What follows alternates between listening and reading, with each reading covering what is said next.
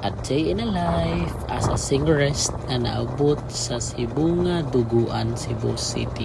So for today's video guys, so mga today may sa ay nanaka naman dili guys o na wrong way pag in town mi kaya tungod lang yan kaning ato ang map ay dito mo kumpiyansa ning map kay bisag asar jud ta hatod Ginoo ko.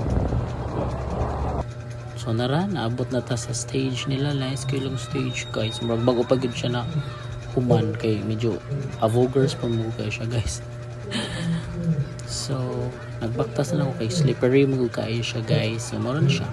So muna siya tong venue guys, so cortina tong atake ron, so good luck oy kinsa may madaog na to ani.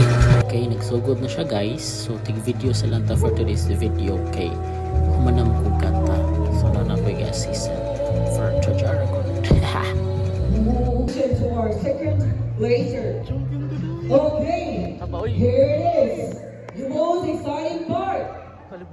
Who is your bet to be the part of the top 3 winners for the Visayas Singing Contest? Okay, the first placer of the Visayas Singing Contest 2024 is no other than Mr. Nino Capilio. Then mora to disco na pagkahuman niya kay napa may fang so nilugsumi sa ubos guys kay para mga so mora to pang chika guys, and thank you for watching. Yay, thank you Lord. So daw ta guys.